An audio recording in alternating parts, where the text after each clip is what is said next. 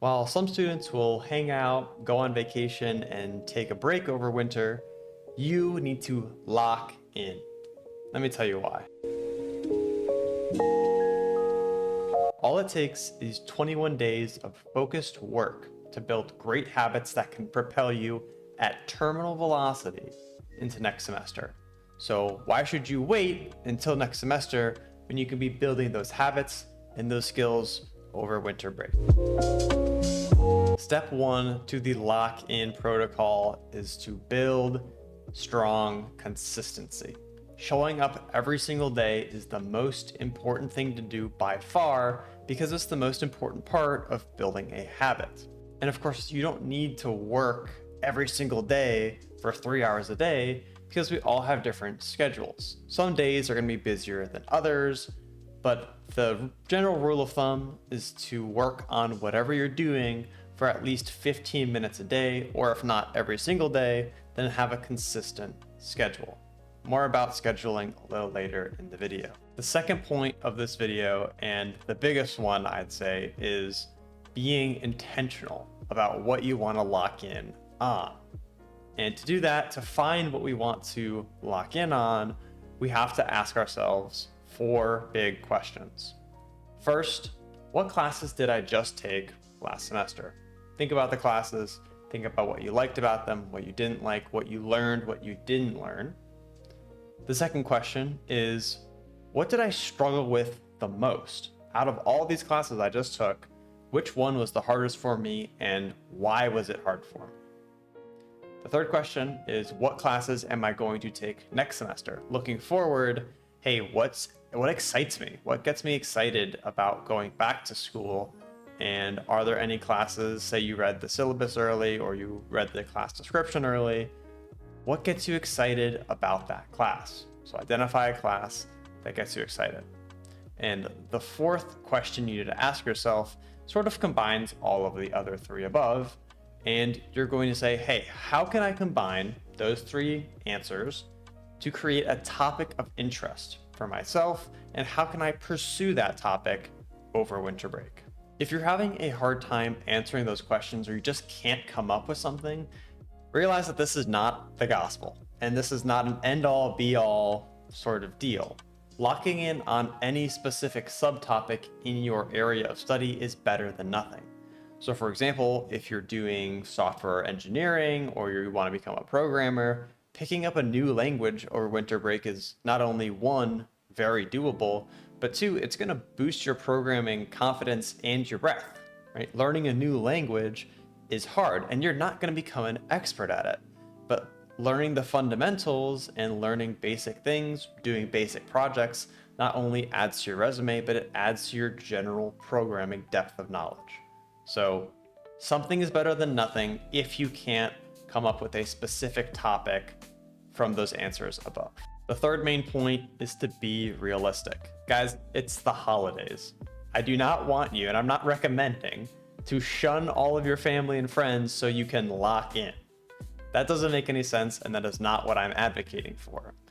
Instead, a lot of us, me personally included, I spent my breaks doom scrolling for hours or sleeping in until noon or 1 in the afternoon, simply because I had the time. I wasn't ready to transition from having class every day to back at home not knowing what to do with myself. I'm proposing this lock-in protocol to use up that wasted time, or that previously wasted time, instead of doom scrolling, instead of sleeping in, and instead of watching Elf for the 30th time. Of course, everybody's schedules and levels of interest are different, so find what works for you.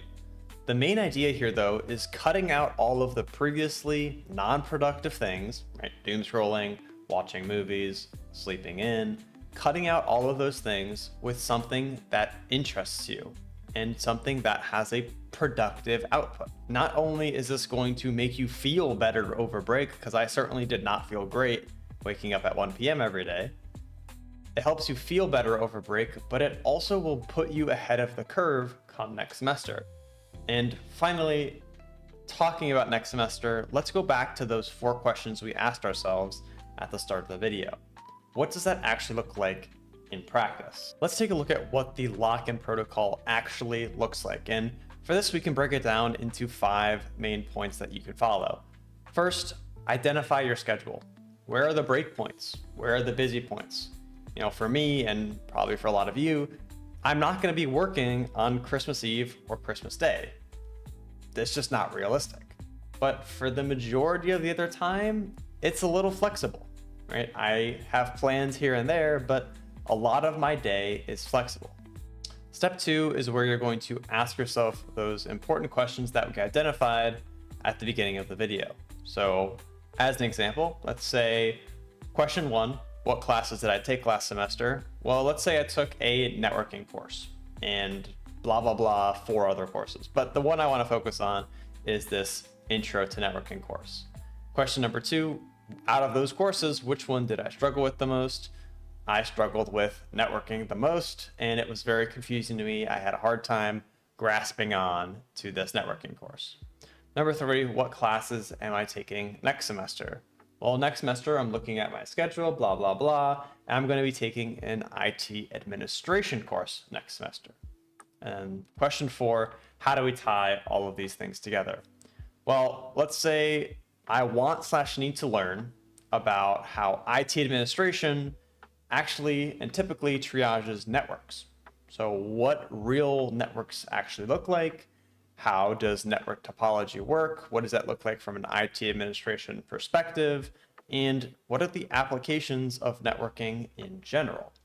And to pursue this topic, I can break it down into 4 more bullet points. And we're kind of getting a hierarchy here, but it's good to break it down. So how will I actually pursue the general topic of learning/getting better at networking and tying that into IT administration? The first thing, consuming content. So over winter break, we are going to be consuming a lot of content. Whether you're doom scrolling or you're watching Christmas films, whatever it may be, you are consuming content. And the biggest switch in my head was, I'm going to be consuming content anyways.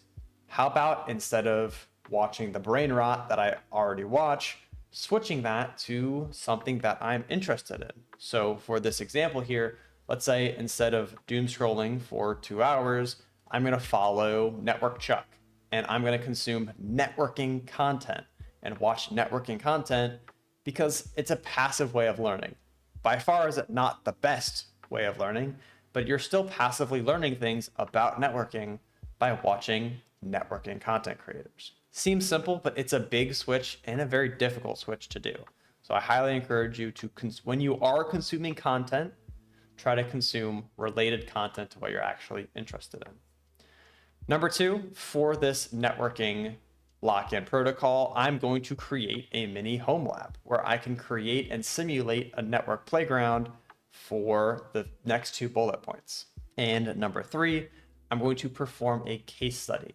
And essentially what that means is I'm going to find a scenario of a professional incident that regards a network and that networking professionals have faced in the past. I'm going to recreate that incident in the home lab I just created, and I'm going to document all of my findings. So essentially I'm going to play out a real network incident that happened in the wild on my home lab, take as much time as I need. I'm going to document everything that I found. What was the incident? What did I do to resolve the incident? And what were some lessons learned as an outcome of that incident? And the last thing that I mentioned, this is kind of a promo, but I think it's relevant regardless, is to expand your scope a little bit. So actively learn more about networking and the surrounding area, because cybersecurity is all connected at the end of the day through hands-on platforms like TryHackMe's Advent of Cyber. I made a short about Advent of Cyber. It'll be like right here or right here, or it's in the top right. So right there, I don't know. It's gonna be somewhere on the screen. Make sure to check out that short and make sure to check out TryHackMe's Advent of Cyber 2025. We are on, at the day of recording this, day 11. Make sure you do it before the end of December. So that was step 2. We answered our questions, and I promise you that is the most involved step out of everything. Step 2 was to answer our questions and create a game plan based on our answers to how we can actually lock in and the real steps we can take to improve ourselves over winter break. Step 3 now is to actually block out our schedule. So we identified, hey, where are free areas? Where are the busy areas for the next 2 or 3 weeks? This step is going to be actually creating the time blocks on your calendar to do the actions we just talked about. So you can find a consistent day or a consistent time every week or a few times per week, better yet, every day, and actually block out that time. So for me, that's probably going to be in the mornings. So instead of sleeping until 1 p.m., I'm going to wake up at 9, and from 9:30 to 11:30 every day, besides the busy days like Christmas and Christmas Eve that I noted earlier, I'm going to be working on my networking home lab. And by the end of break, it's 2 hours every day times 20 days. You just spent 60 hours doing networking work, which is a huge jump from 0. Of course, after you block everything and you do the actions that you blocked out to do, you're going to document everything in the process. My personal preference is using something like Notion, but there's a ton of different note-taking apps out there. You could use like a Google Doc for all I care. You can use Obsidian, but again, my personal favorite is Notion. If you want to see how I document things and how I go through offensive security measures using Notion, let me know and I can create a video about that. But anyways, moving on. The last step is to reflect. Number 5, reflect on everything you learned. It's been 3 weeks since the start of break. You did this whole project, you documented everything, you did a whole case study. Talk about it, right? Before classes start next semester, reflect on everything you learned and create a LinkedIn post, create a blog post, and update your resume because it's real work that you're doing and it deserves to be shared. Additionally, and another reason why I started this YouTube channel in the first place, is when you teach something via a LinkedIn post or via a blog post or via a YouTube video, when you're teaching something, you're learning it twice. So you're reinforcing your knowledge and also sharing what you learned with other people. And so those are the 5 steps for actually committing to the lock-in protocol. That is all I had for this video. Thank you so much for checking it out. And at the very least, I hope that this video inspired you to take those next steps towards your goals, whatever they may be, academic goals, career goals, financial goals.